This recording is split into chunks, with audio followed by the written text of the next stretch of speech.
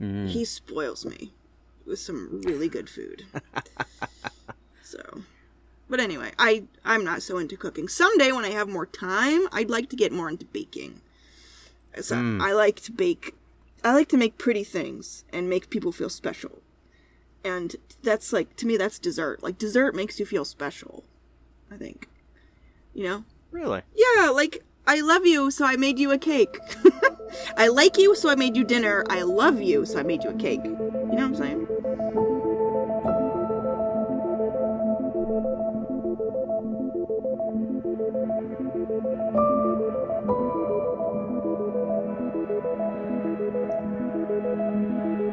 Welcome to the 42 Podcast, where we discuss life together, looking for answers to life, the universe, and, well, everything else. Here are your hosts, Rob and Lindsay. Hi, Lindsay. How are you? I'm good. You got to see the choo-choos. You went and saw choo-choos. Choo-choo. I did. And Choo-choo. it was good. It was a hot day.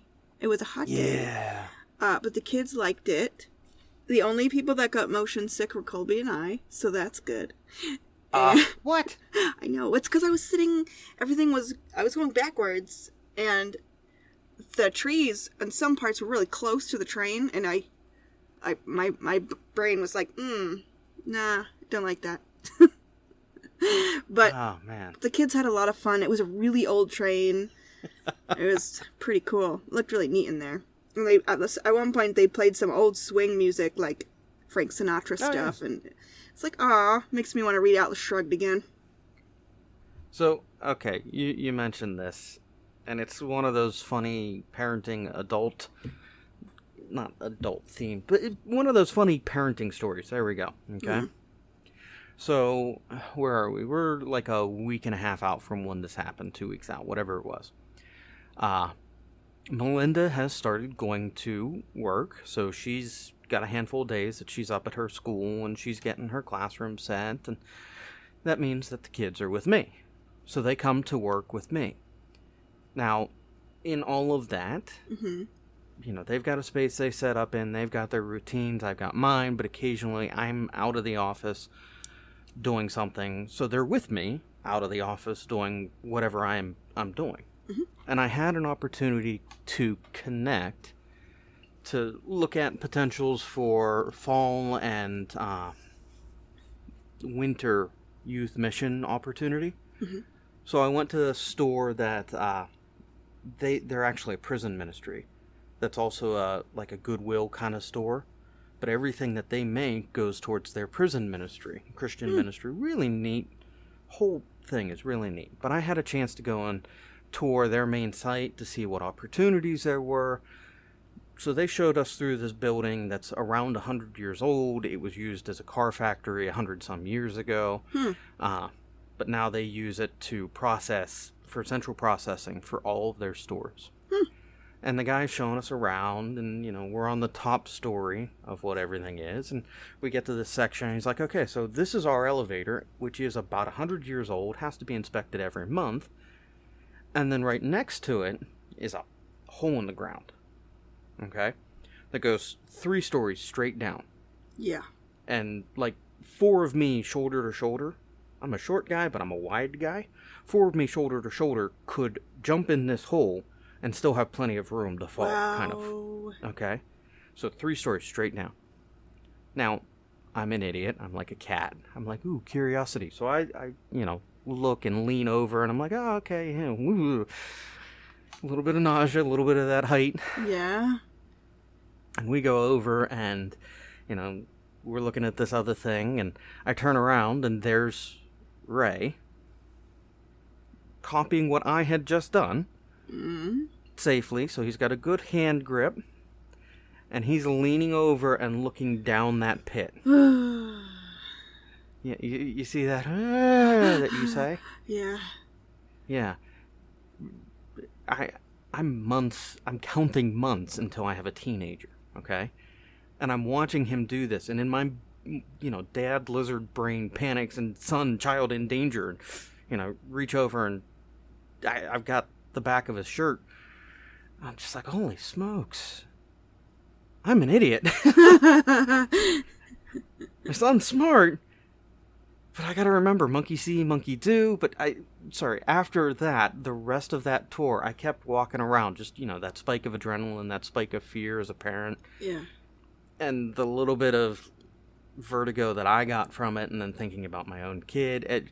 I spent the rest of the trip walking around like, oh, gosh, how many drinks did I have? None. Yeah. Huh. Yeah. Vertigo gets me. And watching my son do that and being like, ha, whoo. It was nothing exceptionally dangerous, but it was definitely just seeing him look down. Yeah, that got me in all the weird parent spots of danger, child, danger. Yeah. It's hard. Parenting is not for the faint of heart. No. No. We have No. We have a mountain. Well, it's not a mountain. It's a really big hill, but it looks like a mountain behind our house, like directly behind our house. And there's tons of trees on it, and there's tons of big rocks. Lots of rocks and boulders, and it's super fun if you're a kid. But some of these rocks are very tall and very steep, and it is the hardest thing to let my children play on those rocks and not say anything. Because I know it's good for them to do, because they're careful, they're not being stupid, but it is so hard to watch. Because all I can, moderate danger. That's, safe danger. That's the thing I try to emphasize with my kids, where it's okay, we can get right up to this line, but you have to understand, there's a point where you cross this line and it goes from, that's a little dangerous to, no, that's very dangerous. It's interesting because I just watched, I might have sent it to you, or maybe I sent it to Colby, Jordan Peterson, the philosopher. You probably sent that to... The philosopher guy. Do you know who that is? Oh, wait a minute. Jordan yes, I think I Peterson. remember this. He has this really cool a clip from a interview, and he says that it's extremely important that you let children do dangerous things carefully. Because if you that's didn't where send they that grow. to me, I think Melinda may have sent that to me, because I've seen that recently, and we're trying to run that. It is a razor's edge, where it's okay, we want you to be independent and be able to have that edge of danger in a safe way. Yeah. Yeah. Because that's where they learn how to balance, how to improve their skills, how to be independent of you, and how to face their fears. It's... Ugh. Oh. Hey, guess what? Chicken butt.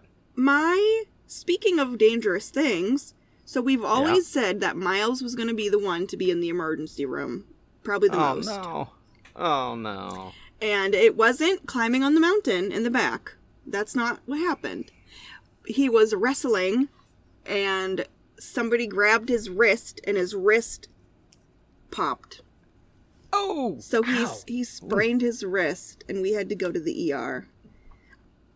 And I think it was one of those things where he hurt himself a little bit a day previous, and then it got aggravated the next day. It's somebody pulled on that same wrist again. So, and you could tell right away it wasn't just normal crying. It was like, there's that. Yeah, that's real. That's real. The real deal. So we took him to the ER. Colby took him to the ER. He's the one who does that because I have anxiety attack. I'm not so great. Yeah. So he's the one because he can do scary things. And but Miles did great, and he didn't fuss. He let them take care of him, and he just ended up with a wrap on his arm, which he only wore for a couple days. So sprains in kids can heal pretty quick, and I mean you don't want that growth plate damaged or whatever they call that edge of growth in the bones. Yeah, it was a little scary, but I mean they do crazy things like climbing up on, those cozy coop things, those little I have seen him, and mind you, he's 3, okay? Like 2 seconds ago he was like learning to crawl, I feel like. So he was standing on top of the cozy coop, up and grabbing onto a tree branch and trying to climb up into the tree, and the cozy coop is doing the little teeter-totter, and oh my gosh. All right, can I ask a question? Yeah. Miles is your youngest, right? Yeah. Okay. Yeah. And Toby is the oldest. Yeah. All right. And you have 4. Yep. So, I grew up in a family of 4 siblings. It's me and 3 other siblings. I'm the oldest, and the youngest, there's 10 years between her and I. Wow. And when I look back, let me start here. Mom, Dad, I love you guys. This isn't anything truly negative. It's just one of those look backs and ponderings of life. But all right, anyway, when I look back, like, I see 2 entirely different kind of families. Like, and it sounds negative, but I even looking at it in my own life with my kids, I look and I see, okay, my son Ray is the oldest, and kind of that experiment. I'm the oldest, and kind of that experiment of, can I make sure that this child has everything they need and is able to stay alive? Yeah. But then by the time that you get the 4th child, there's that element of, I know how to keep the kid alive. And yeah, you know what? They can eat 10 mud pies and be fine. It's just going to be a mess later. Yeah. Yeah. So, I mean, have you seen that? Absolutely. I've seen that in my own experience. Mm-hmm. I've pondered that because I've only got 2, and I don't feel like I've gotten to that point of, I can keep them alive, they're okay. Yeah. Yeah. I mean, your first is terrifying. And I had Toby 10 years ago. Almost 10 years ago now. So I was 24, and I'd had my own ideas of what a good parent was, and so when you have that firstborn, you kind of apply the philosophy you think a child you should have in parenting, and you try. And we were super. Okay, hang on. I know where you're going to go with this, and we'll get there, but I just got to interject this real quick. Forgive me for interrupting. That feeling that you have that you're about to describe and lay out. I was in youth ministry. I had been for a little bit, and then we had Ray, and I was still in youth ministry after. I went back to a bunch of my parents. I was like, I'm sorry, I was an idiot. I'm wrong on a bunch of these things. Yeah. So anyway, keep going with your parenting philosophies. Well, so we were really strict with Toby. We were very strict because we cared about things that by the time your 3rd and 4th kid come around, you're like, you know what? I stuck to my guns on those issues, and now I don't really care. I don't really care. Go ahead. Sure. Now we're watching SpongeBob. I never let Toby and Maggie watch SpongeBob because I couldn't stand the show. I thought it was obnoxious. All I could hear was the screaming and the yelling. But now, with Miles, we watch SpongeBob all the time, and I think it's hilarious. And I'm like, this is so funny. I can't believe it's taken me this long to watch it. So, like, you just, things that mattered to you back then, you realize either were silly, or you feel like, I feel bad that we were so strict about some things that were really kind of dumb. And other things, I think, I get why the last born is the way they are. Because the parents are just like, sure. So it's actually something that there's a tension there for me and Colby to still maintain boundaries for him, because otherwise he's going to be a monster. We don't want him to be the youngest monster that you hear about so often, and we see so often, like, oh, they're a youngest child, that's why they're wild, or whatever. So we try to not let him get away with things. This kid is so cute. I mean, he was on the episode last Monday. This coming Monday, he'll be on the episode, and he is the cutest thing, and he sure as heck knows it. He knows he's adorable, and that kid's gonna be dangerous, unless we gotta make sure that we don't try not to let him get away with too much. Is Colby an oldest child as well? No, actually, he has his... Is he the baby? He has 2 older sisters, and the difference between them is like 9 years. Oh, wow, so he's really a baby. He's really a baby, but because he was alone for a while, too, like, because they moved out of the house, so he has a lot of firstborn traits, too, like that perfectionism, which helps because he's an Enneagram 1 also. So that helps because that's the perfectionist tendency. But he has a lot of both traits, which is interesting. A lot of last-born traits and some first-born traits. So he's funny. He's a funny one. Now, and you're the... I'm the eldest. Yeah. Yeah. See, I have to say that actually, I think that's one of the parenting superpowers, if you will, with Melinda and I, because she's like that as well. There's, I think it's 10 or 11 years between her and the next sibling. Wow, yeah. And she is the baby of the family. That 10-year surprise. Yeah. But I'm the eldest, and there's three others of us. So I mean, the tension that is the eldest born and the youngest, and then navigating that in how we're raising our kids, because there are things that she's like, yes, the kids can go walk over to the park by themselves. I'm like, how could you do that? It's 200 yards away from the house. Yeah. Yeah. Meanwhile, I'm thinking back to my own kids or childhood. I was like, yeah, my mom would let me go ride on a bike. And there may have been a handful of times where I was like, yeah, I'm going past that. I love you, Mother. I'm going past her boundary. Oh my gosh. I had no boundaries. I could ride my bike anywhere I wanted, and it never occurred to my mom to give me a limit, which is fine. Like, I had a great childhood. I never had, nothing too serious happen. But back then, that's just what would happen. But today, it's just different. But Colby, so the other day at the train station, you went and saw Choo Choo's. I went. We took the kids to the scenic railroad up in New Hampshire. It was really fun, and there's a train station, and there's like intercom thing happening while everybody's milling around, and they're giving rules. And Colby is just so stressed because he's trying to listen to the rules, and he's stressed because nobody's listening and he can't hear them, and he's upset. Like, honey, they're all written down on the board right there. He's like, oh, phew. Because he's got to know the rules so he can abide by the rules. He wants everybody else to abide by the rules. So it's so cute. Huh. He definitely is that. He's almost more of a firstborn than I am in some ways.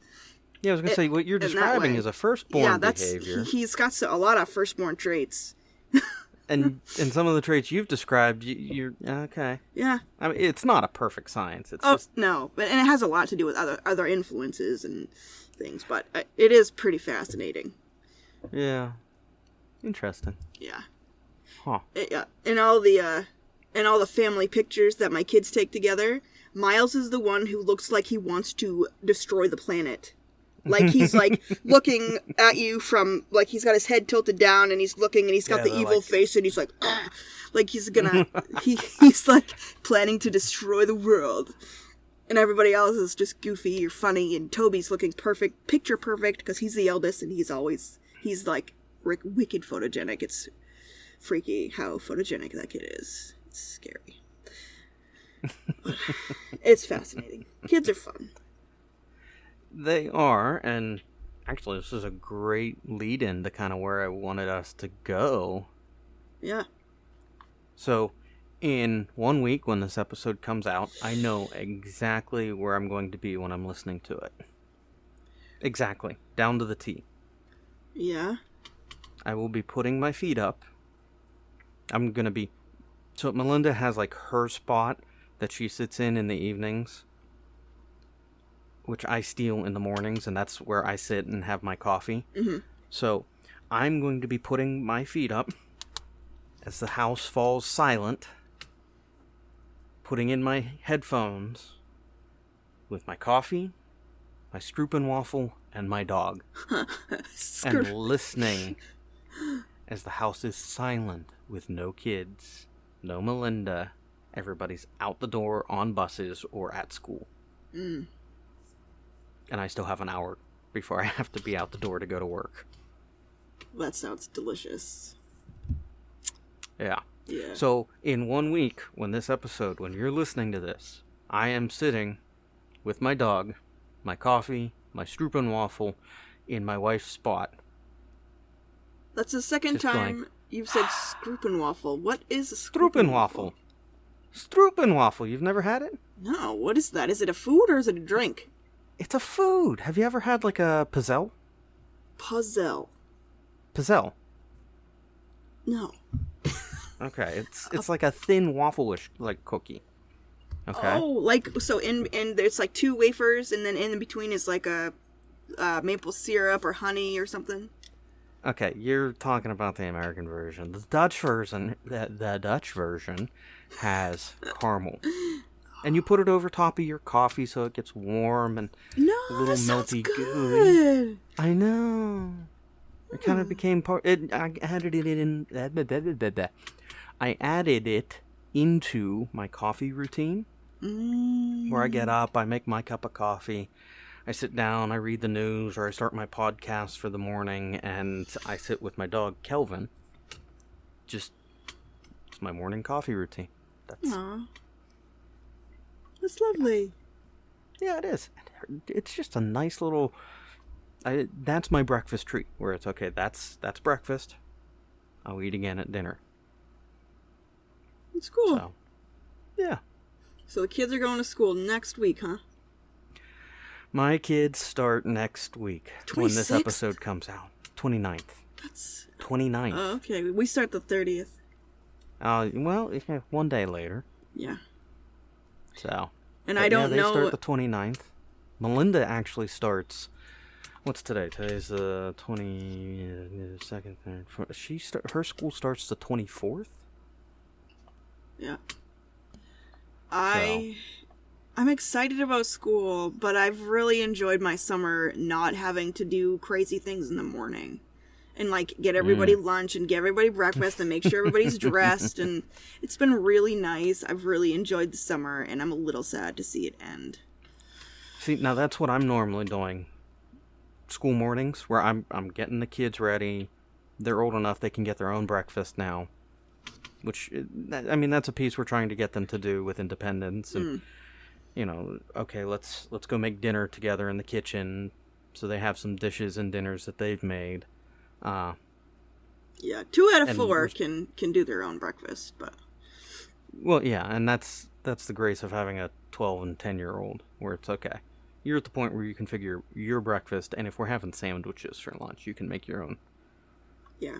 So, but I'll start working on lunches. I'll pack Melinda's and the kids, and make sure everybody gets out the door and to the bus stop, and then I have like an hour where everybody's out of the house, and then I can start getting ready. Oh, that's so cool. That's Yeah. cool. I'm nervous. I'm nervous about my library job. You'll be fine. I'm nervous. You'll be fine. You're gonna do great. I have insecurities saying not nice things to me. Well, yeah, okay, but your own insecurities. Who cares? I know. That's you. Nobody cares about what you think about you. Yeah. Think about it. Who Right. to everyone, to all of our listeners, outside of you, Yeah. who legitimately cares about what you think about you? Right. The person who you're going to pay a nice huge check to sit there and talk about you. So your therapist, that's it. Yeah. And they only care because you're giving them a fat check. And I know I'm the only one taking it as seriously as I'm taking it. You know, like, it's just library. Not just library, but that's how everybody else sees it. It's just library. So it's gonna be great. It's gonna be great. You are going to work in the wizard shop of school. I know. Okay? Yeah. You are going to enable kids to go on magical journeys, adventures in space. You're going to be enabling them to grow into stories and storytelling and education. And you want to sit there and listen to the little voice in the back of your head going, I can't do it. Stories are scary. No. Yeah. I know. Lindsay, I love you, and I say this in love, but no. Dog's making a bunch of noise, sorry. It's all right. But I say this in love of nobody cares what you think about you. Because we've all seen and heard and know who you are. You're going to be great. Well, I appreciate that. And I also understand that in saying that, I am my own worst critic, and I very much care what I think about me, and have to remember the exact same thing a lot. Yeah. So, you're doing good, Lindsay, and you're going to do great with this. You will. Thanks, Rob. So, sorry, I might get a little passionate there, and we've talked about that in the past when I steamroll like that, where it's, no, you're going to do great. Be positive. Be happy with yourself. Yeah. CZ. What? C. Oh, CC. Yes. C. Got it. I was like, ZZ Top? ZZ Top. I am growing my beard out again. Good. I like your beard. Yeah. I've got Santa scheduled for December, so I'm like, I think I will trim my beard sometime after Santa. Which, minor sub note, there is a wonderful, beautiful, amazing steam shop and railroad down my way that I love, that we go to every now and then. And I giggle and geek out like a kid because I just love old-fashioned steam railroad. There's a part of me that is very serious, like, okay, that would be like retirement plan B. I'm going to go be Santa and drive trains. You'd be a great Santa. That's kind of retirement semi-plan A. Yeah. At the same time, I would also like to lose some weight, but, Santa? Maybe the belly comes with the suit. No, that's never a good... I like the Santas that grow the real beard, and, they've got that real look, which I need to bring this up again, as we get closer to December. The guy who does Santa that I've booked for the church is amazing. Yeah, are we going to have him on again? Or again? Are we going to have him on? We talked about it last year.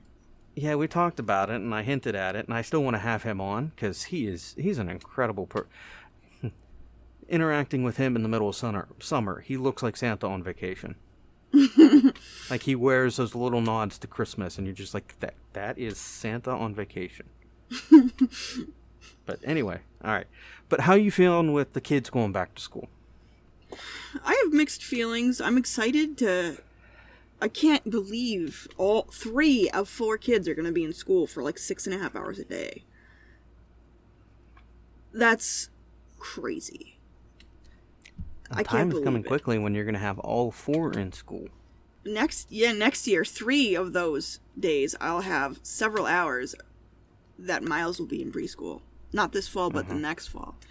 Which is crazy. So, I'm looking forward to maybe starting some routines with just Miles and I that will be special, like going to story time at the library, just him and I. And I can do my grocery shopping with him now, just him and I, because it's so much easier to just drop the kids off at school and go right to the library, the grocery store, and I'm curious how he's going to do. Is he going to play on his own? Is he going to do okay with that, or how is it going to be? It's going to be a huge adjustment for everybody, because it's going to be a big adjustment, so, for better or worse. Yeah. How are you feeling with the fact the kids are getting older on you? It's mixed. I'm having so much fun. The older Toby and Maggie get, in particular, they're my 2 eldest. Toby's turning 10 next month, and Maggie is 8. And we have some really fun conversations. We have some really cool times. And even Evelyn, she's 5, and this morning we were chatting together about the time they spent down with my mom and dad, and she's just getting so much more articulate and chatty, and Miles is getting chatty too, and it's to me, it's like that's when I really get to know them, and when they get to know me too, for real. And so, but then again, like, Toby will still come sit on my lap sometimes. If I beg him, he'll come sit with me, and I'll be sad when I don't know when the last time is that he'll do that. You know what I mean? And so every time it's like, oh, this could be the last time. But it's crazy. I can't believe they're getting so old. They're getting so tall. They've really gotten tall this summer. You've had a child for a decade. Yeah. And he's looking like a young man. He is getting tall, and he's like wants to work all the time at the neighbors. It's in work outside, and he's doing projects outside, and he's just not a little kid anymore. It's really weird.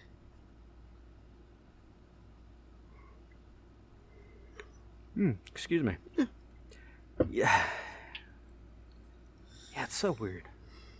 Sorry, Ray is going to be turning 13 in 5 months. Just sitting with the preteen stuff, with how tall he's starting to get, and holy smokes, how has it been that it's almost 13 years? Adeline just turned 10. How did that time go by as quickly? I mean, shoot, when I started where I'm at now, she was just turning 2. Like little pudgy cheeks, toddler, bows in her hair, too, and now she's 10. Yeah. Where did that go? How did I get here? Yeah.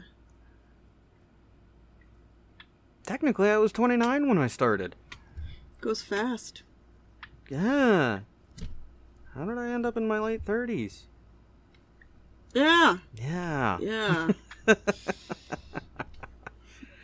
Alright, so when you were a kid, though, and you were looking at school starting, did you look forward to it, or did you kind of dread it? I loved school. I enjoyed it. I liked getting school supplies and getting new clothes, and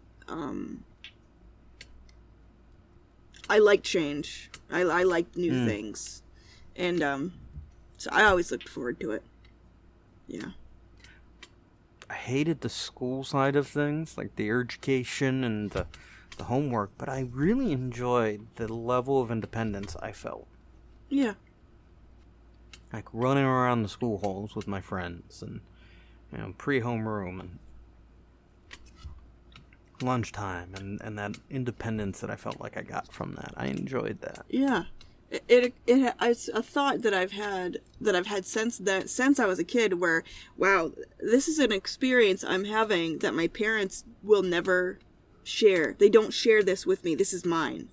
Being at school is mine, and they won't ever know exactly what it's like because they're not here. I remember that occurring to me and feeling, very like, wow, this is kind of what it's like to be an adult, isn't it? Which is fascinating. I mean, because, you're trying to instill that into kids for them to have a bit of that independence, but, again, in a safe manner, for them to be able to problem solve and relate and socialize on their own. Yeah, exactly. It's scary. Just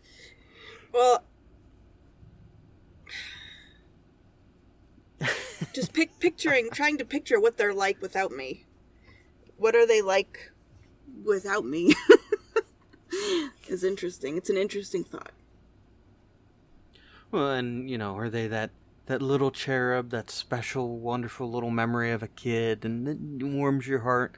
Or are they an absolute stinker, terror, a torture, the class clown? Yeah. Yeah. Which kid do you look at and see the most of you, like the terrifying you, that you look at and go, this is the child that my parents cursed on me, the one that will give me gray hair? You know what I mean when I say my parents cursed on me? Like, we hope you have a child just like you. Yeah. That exact statement. Toby is a lot like me, personality-wise. Yeah, personality-wise, he is a lot like me. And he irritates me a lot because he reminds me of me. Like, I get him. I get his motives a lot because he's a lot like me. Yeah, I look at my wonderful, sweet little daughter and go, oh gosh, she's going to be the reason I'm dead in like 5 years. Why's that? Because when I look at her, I see me staring back, and I'm just like, no. No. My teen years, I was the way my mother puts it, she was like, oh, you were sweet, and then you turned 10, and you were, she doesn't say terror, I forget what she says, but like total overnight transformation kind of thing, from sweet child to terroristic teenager. So I don't think I'm going to get that with Addie, but I definitely look at her and go, oh gosh, she's going to be my trouble, I think. Could be wrong. Yeah. And then I see those sweet little boys looking at her being like, he's cute, and no. No. Yep. Yeah. Things I'm not looking forward to as a father. Yeah. Yeah, that terrifies me. A lot. Yep. That's Yeah. gonna be strange to navigate. Oh, man. Oh, why do I keep yawning?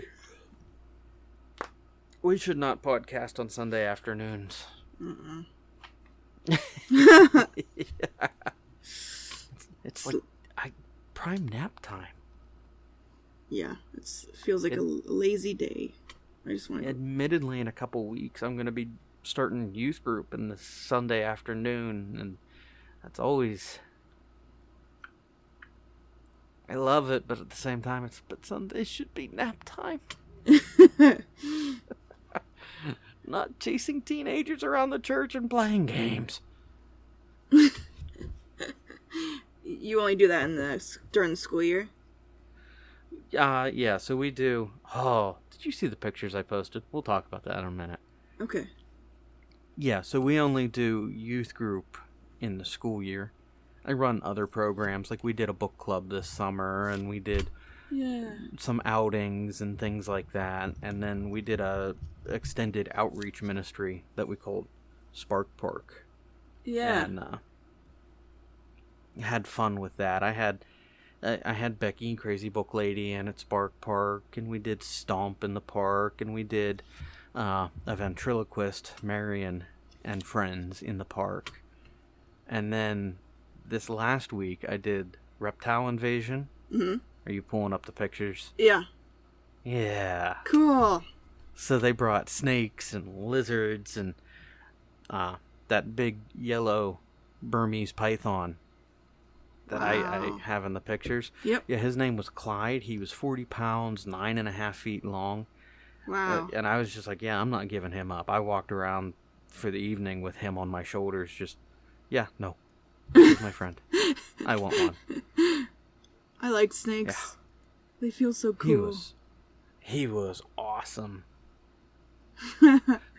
But yes, I do other things in the summer instead of youth, because that gives me Sundays off to take a breather and then do other to break the patterns and rhythm, so it's not just a continuous monotony, but it's okay. We have something to look forward to of different summer programs. We have something to look forward to of fall launches. We have something to look forward to of winter outings, so that there's a cycle, that there's change. Yeah, you need rest. You know, the leaders, you guys need to take breaks.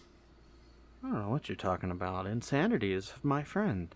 I'm not insane. You're insane.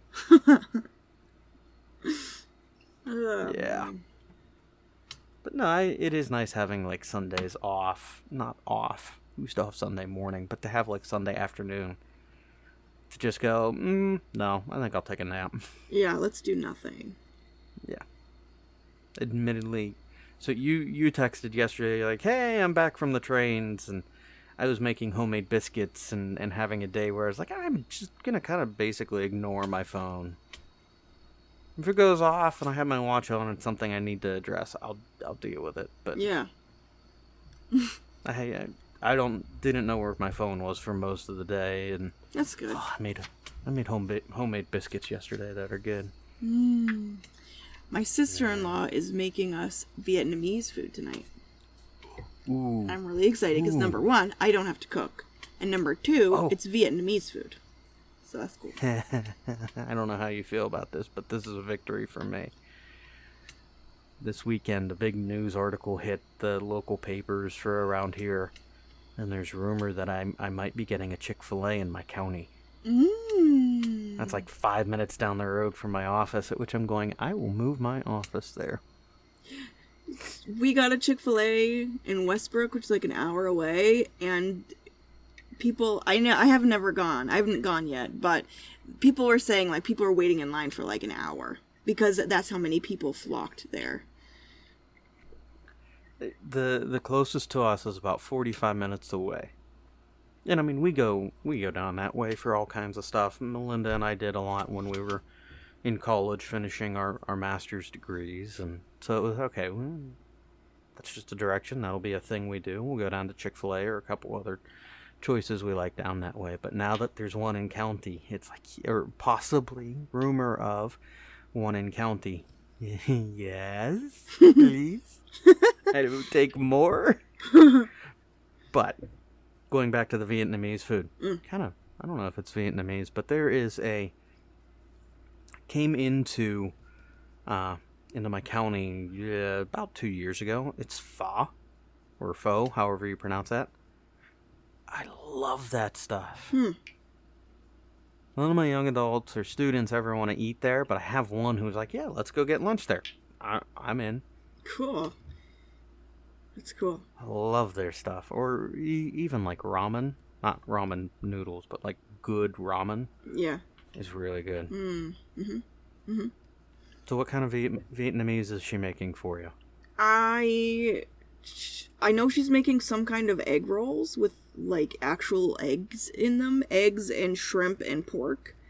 Which sounds ridiculous. And she didn't really say a name for the main dish she's making, but it looks really good. She showed me a picture. Is there like a favorite fall school meal that you do? School? Yeah, like there are meals that I only make during the school year. Oh. Like, are there meals that you do that way? No, not really. I mean, there's meals that I cook more in the cold months than I do in the warm months, but I'm really not into cooking, really. I don't like cooking. Who does the majority of cooking? I do. Okay. It's like utilitarian. It's like, here, so you don't die. I cook, but Leanne, my mother-in-law, we all share a home, and I cook probably at least three meals, and then she might pick up a meal, and then one meal we might just do like a frozen pizza or something, but yeah, we share, and then on the weekends Colby will cook something. He loves to cook. Like, he does it to relax, which I can't comprehend. He loves cooking. He's a master, like, griller. He makes the best steak. He puts, like, Texas Roadhouse and Longhorn to shame. He spoils me with some really good food. So, but anyway, I'm not so into cooking. Someday when I have more time, I'd like to get more into baking. So I like to bake. I like to make pretty things and make people feel special. And that's like, to me, that's dessert. Like, dessert makes you feel special, I think. You know? Really? Yeah, like, I love you, so I made you a cake. I like you, so I made you dinner. I love you, so I made you a cake. You know what I'm saying? See, now I would say that's different. Like, I've never lived this down, but Melinda married me and assumed I didn't know how to cook. I know how to cook. I also knew how to burn macaroni and cheese on a stove as a teenager and be assumed that I didn't know how to cook. So, she got told those stories of he doesn't know how to cook. I was in Boy Scouts, I learned. And there are some dishes that I really enjoy making. And they're just not basic, but they're that kind of beef and potatoes, hearty, good meals.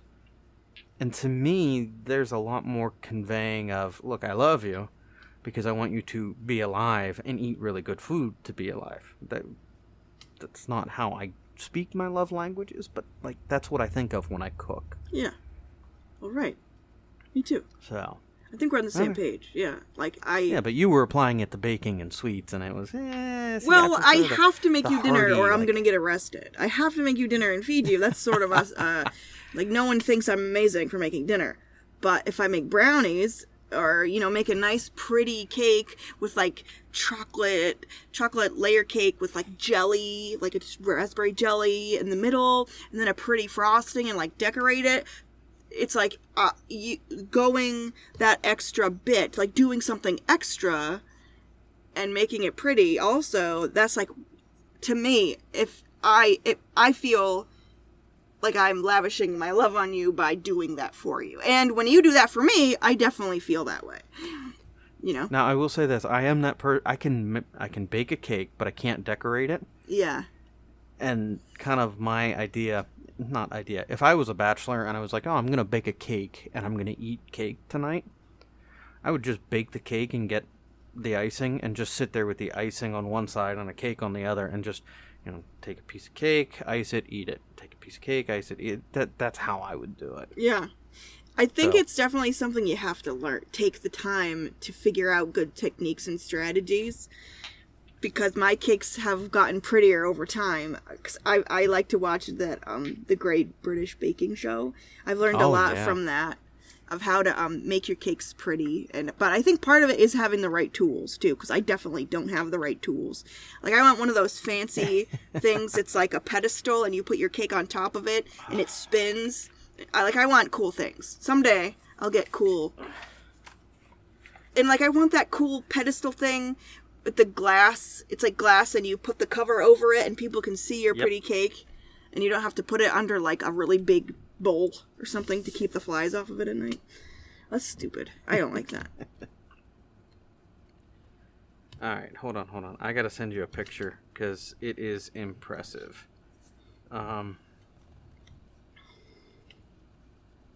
So this is. Addie's birthday was recently. We went and we celebrated with family because my mom had back surgery, and so we went down to her place to celebrate. And anytime we have a celebration as a family for birthdays or things like that, oh my goodness, my youngest sister has started making the cakes. Wow, that's beautiful. That's the cake she made for Adeline. It's a horse, right? Or a cow? Horse? It's a horse. It looks a little cowish because you're looking at the front of it, and it's a rounded cake, so it's not like carved. I'm definitely getting a horse vibe. Yeah. Yeah, and she even had fondant ears that went on top of it once it was time to put the candles on, and it was. I don't know if I still have those pictures on my phone. Wow. But I mean, it was full on cake, and she's an educator as well, and. I keep telling her I love you, but give up on trying to educate the youth. Here we go. Here's a good picture of it. Give up on trying to educate the youth and just make cake. She's not a bad teacher, but just go make cake. She made a homemade. Cute. The ice cream wasn't homemade, but she made that cake as well. It's an ice cream cake, so it's a homemade ice cream cake that looks like animal. So yeah, anytime I see cakes that are highly decorated, I'm like, yeah, no, that's not me. You can cook a good meal, but not that. Yeah, I'm not that good either. I'm pretty basic. And that's not, and I don't make a cake and think, oh, I love you. I make a cake and think, yeah, this is how I would make a cake if I hated you. But I don't. So I'm just not going to make you a cake. That was random. Sorry. Rabbit trail. Alright, so you guys about ready for school? Yep. I got the uniforms all situated. I have a little more shopping to do with school supplies, but It's That's pretty right. much... You guys need uniforms, don't you? Yeah. I think next week we should talk public or private school. How do you feel about that? Yeah. Yeah? Yeah, that could be done. Because you guys made the decision for private, right? Yeah. And mine are in, Ray and Ad are in public. Mm-hmm.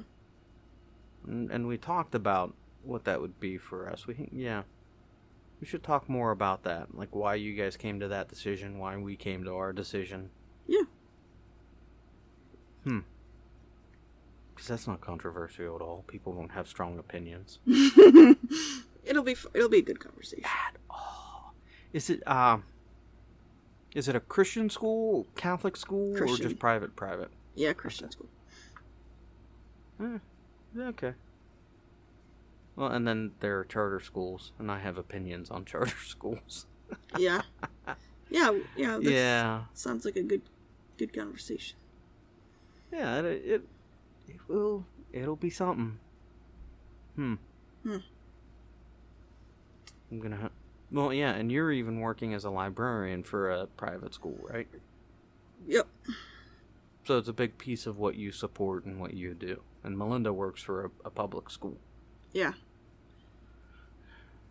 Actually, a lot of my family works for a public school. My dad retired out of one. My sister teaches at one.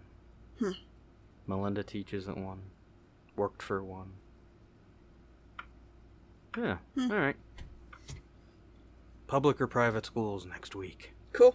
Which is better? We'll determine it. We'll answer it. And then you have to send your children to whichever we determine is better. Yeah, absolutely. Right? Change your Right. life because of our opinions, please.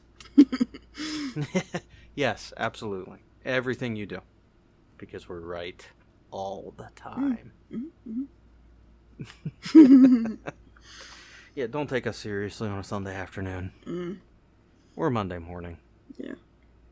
Or any day that ends with Y. All right. So. Alright, now we're just getting weird. I think we're done. Don't you think? Do you think we're done? Do you think we're done? I think we're done. Yeah. I think I want a nap. Yeah. Yeah, my brain is just getting sludgier and sludgier. It was a good conversation. We started out well, and then just Sunday afternoon nappies. Yep. I just want to go to sleep.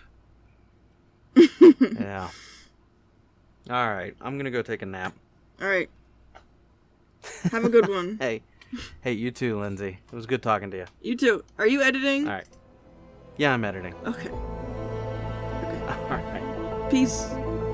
Peace.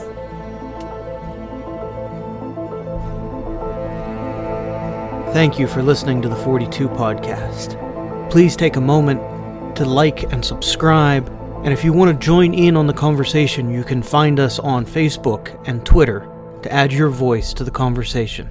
Thank you.